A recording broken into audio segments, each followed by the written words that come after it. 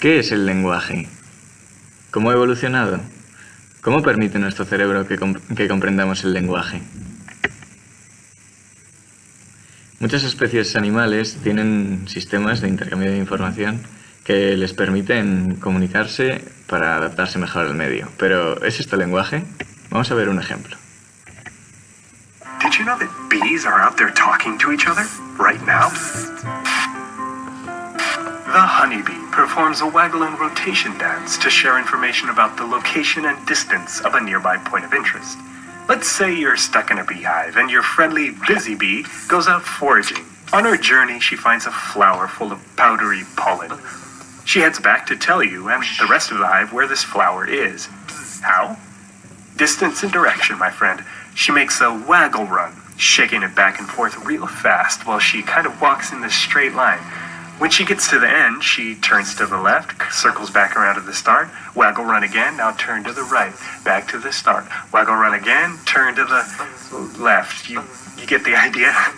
Do we really need like a whole electronic waggle bee dance mix? What's really cool is that the length of this waggle run varies, and it varies in a way that's precisely related to bee travel time.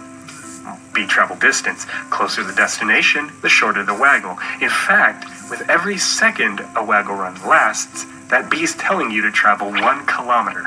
So what? We have kilometers and miles, and bees have waggles? Okay, 1 kilometer, ready to go. But go where? Like a compass, up is this bee's point of reference, which is the sun. Up means towards the sun. The angle of the waggle run tells you where to keep the sun in your sky while you travel. Combine that angle with your distance, and you're ready to go. Other info might be actually hiding in this shake and rotate routine, like familiarity. Experienced bees might pay particular attention to the smell of a familiar flower coming off the dancer, for instance. Or maybe danger, with the dancer circling around to do fewer waggle runs if the destination is a dangerous target. If we compare other bees in other parts of the world, we even find waggle dialects and the possibility of social learning. That's a lot to take in, little bee. Click to buzz on over to Animal Communication, and don't forget to subscribe for language.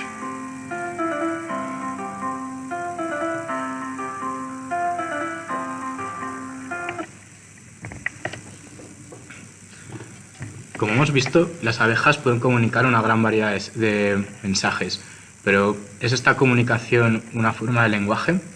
El término comunicación procede del latín comunicare y significa hacer a otro partícipe de lo que uno tiene. La comunicación es la acción de comunicar o comunicarse, se entiende como el proceso por el que se transmite y recibe una información. Para que exista comunicación tiene que existir una información o mensaje a transmitir, un código o sistema de signos común al receptor y al emisor, y un referente de realidad a la cual se alude mediante el código. La comunicación es una facultad común a todos los animales, que tiene claras ventajas evolutivas.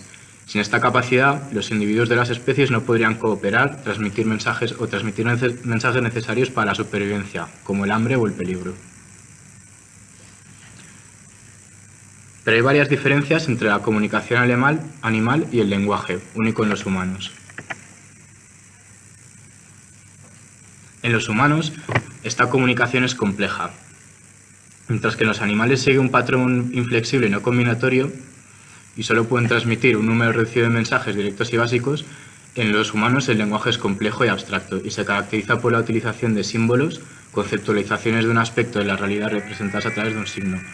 La diferencia entre comunicación combinatoria y no combinatoria hace referencia a si la combinación de distintos signos puede crear mensajes distintos a la suma de estos por separados. Así, los humanos podemos transmitir mensajes sobre el presente o el pasado, aludir a realidades abstractas no presentes en el momento, desarrollar ideas complejas, antecedernos a hechos, etc. Es tan relevante el lenguaje que son muchos los investigadores de muchos campos, como la antropología, la psicología o la lingüística, que piensan que es la facultad que más nos caracteriza como humanos. Pensamos con palabras y nuestro pensamiento se hace más rico a medida que adquirimos capacidades lingüísticas. No por nada nuestra especie recibe el nombre de Homo sapiens, hombre pensante. Pero ¿cuáles son las bases biológicas y cómo evolucionaron estas? Son aún preguntas por resolver.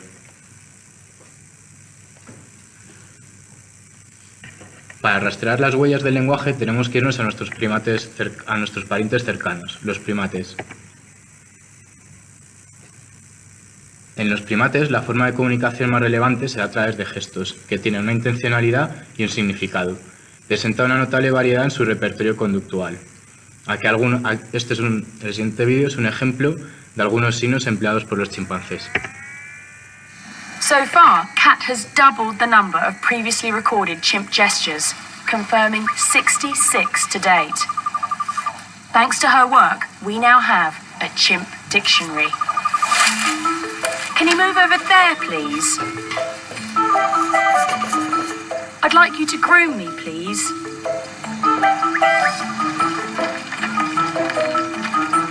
Climb aboard.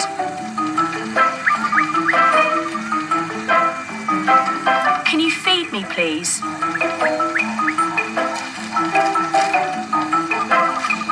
Sorry, let's make up.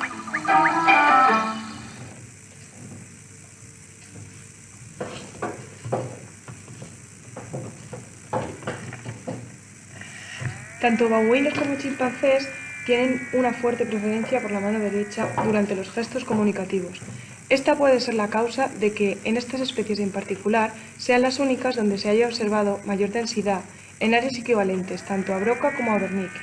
En relación con la preferencia por la mano derecha, se sabe que los niños la utilizan también para señalar, es decir, con un objetivo claramente comunicativo.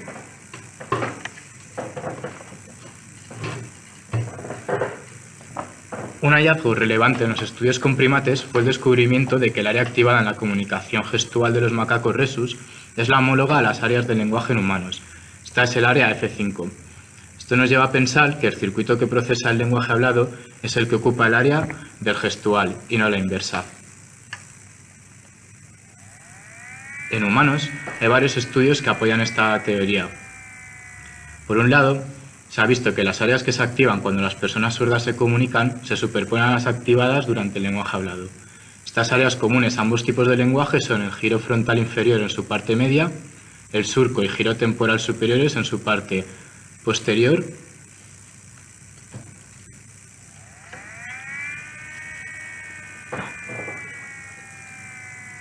Por otro lado, en los niños, la comunicación gestual aparece antes que la verbal, con un nivel equivalente de riqueza de nombres y verbos.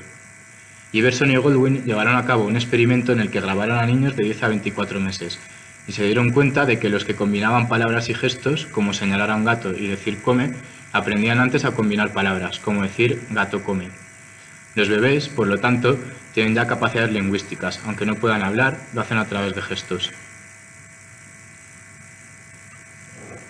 En el estudio del lenguaje, a nivel cerebral, destacan claramente dos científicos, Broca y Wernicke.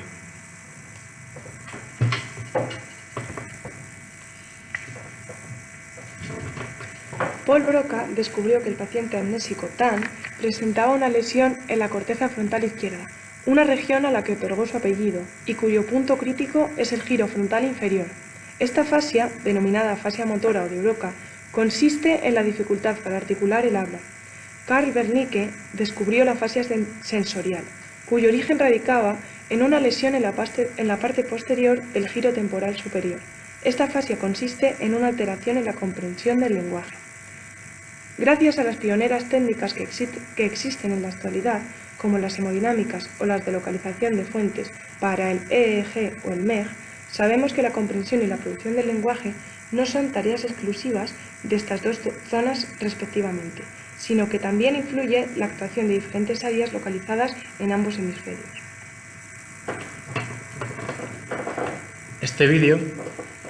En este vídeo, una paciente con un tumor en el área de Broca es estimulada eléctricamente mientras se le pide en una tarea que nombre distintas imágenes.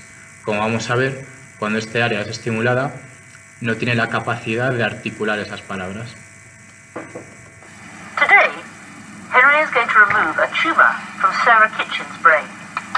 It's a delicate operation because the tumor is near a region of the brain that is involved in language. Damage a vital area, and Sarah might never speak again. To avoid this happening, Henry has to do something extraordinary. We'll be going now for about an hour, and the critical phase is coming where they're going to have to remove the tumor. In order to do that, Sarah has to be awake. If you have a general anaesthetic, you can go into an operating theatre and have somebody operating upon your brain. It's jumping into the deep end with a blindfold on, and you hope you're going to come out the other end in one piece. But if you're actually awake while it's going on, there's a much greater sense of control, and in a way you're part of the team. What we're going to do now is we're going to get you counting and talking while I touch your brain with an electrode, so we can just work out where the speech area is. Okay? Sarah, can you squeeze my hand? Feel my hand? Once Sarah's awake, Henry begins to pinpoint the crucial speech areas. What's your name? By using tiny pulses of electric current, he can jam temporarily the mental activity going on at a particular site in her brain. Do some counting for me. I want you to count up to 10 and then back down again. 1, 2, 3, 4.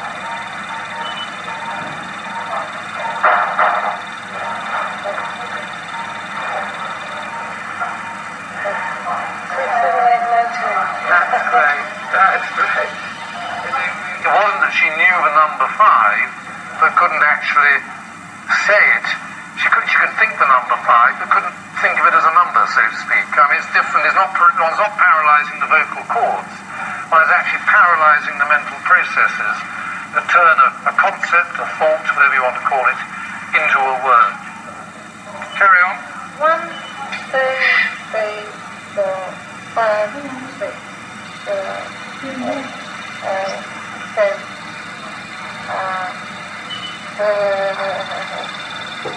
Go on counting.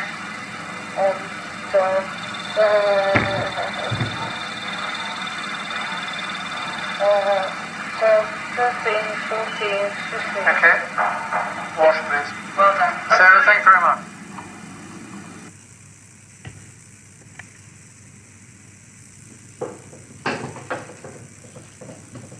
Estas dos zonas intervienen en la comprensión y la producción del habla. Sin embargo, en la actualidad, diversos estudios y técnicas hemodinámicas han añadido nuevas regiones, dibujando un mapa topográfico mucho más complejo. En esta imagen, como podemos ver, un estudio amplía las áreas de la producción del habla y la articulación a otras regiones del lóbulo temporal y del lóbulo frontal.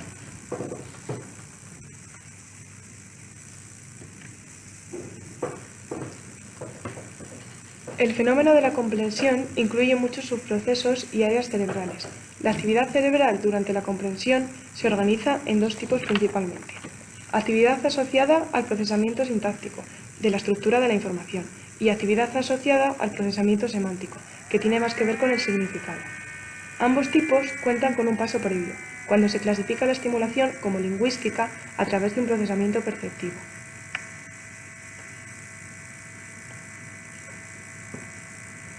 La presentación de un estímulo lingüístico por vía visual o auditiva produce respuestas en las cortezas visuales y auditivas, muy similares a las provocadas por cualquier otro tipo de estímulo.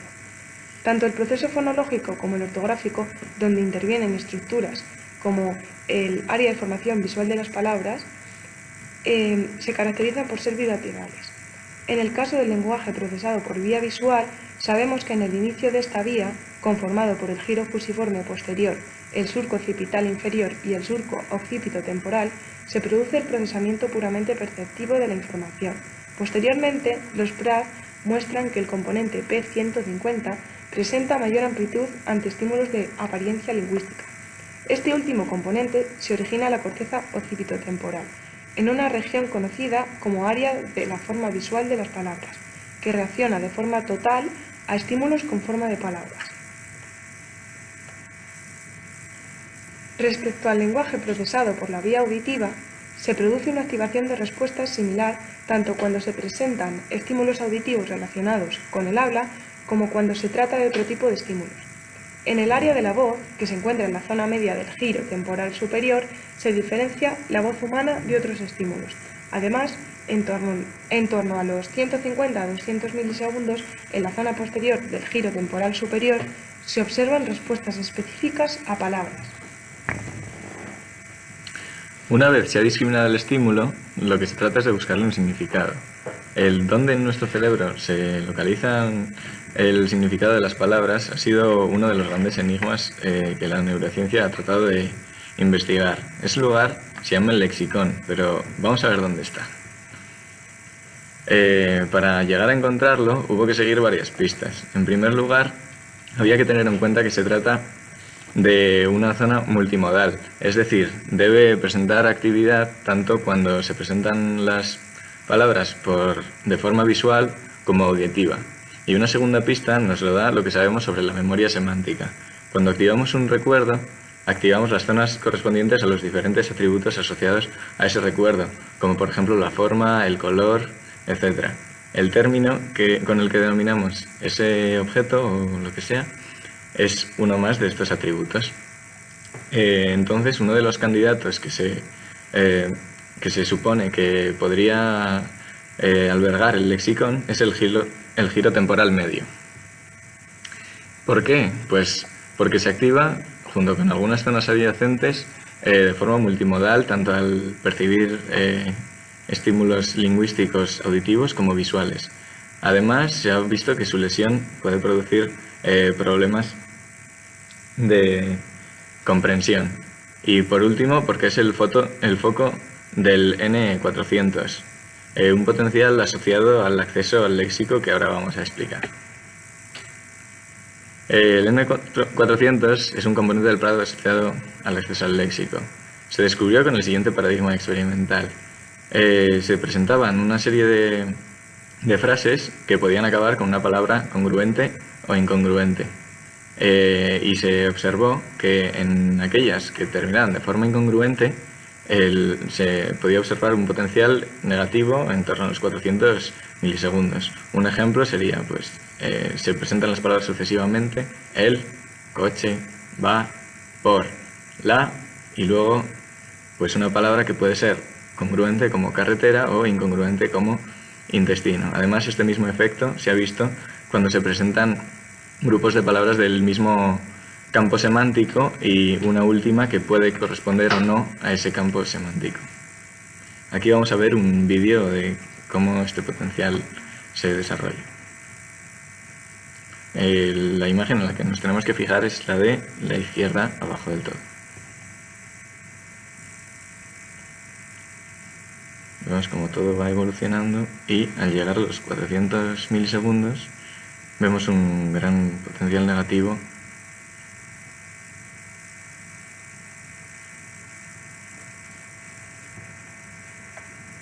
Además de esta, hay otras zonas que se relacionan más con la integración de toda la información.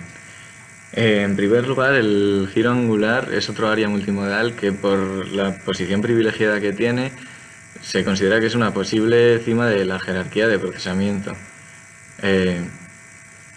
Por otro lado, tenemos el polo temporal. Conocemos que su lesión puede causar demencias semánticas, en concreto la anomia. Además, también se ha investigado y se ha descubierto que puede estar más relacionado con la comprensión a un nivel superior de frases que no de las palabras en concreto. Por último, otra de las zonas implicadas es el giro frontal inferior. En la actividad de este podemos ver cómo domina el hemisferio izquierdo y sería el responsable de un control arriba-abajo de la recuperación de conceptos. Esto es intencional. Además, en las zonas posterior y media del giro frontal inferior es donde se centra la actividad relacionada con la planificación de la articulación de las palabras y la propia articulación, por lo que se puede relacionar esto con que cuando percibimos un estímulo lingüístico, a la vez reproducimos la actividad que se utiliza para expresarlo. Así finalizaría el procesamiento semántico de los estímulos lingüísticos. Sin embargo, como ya hemos dicho, es necesario que este proceso se complemente con el procesamiento sintáctico de estos para poder conseguir así una comprensión global del lenguaje en toda su complejidad.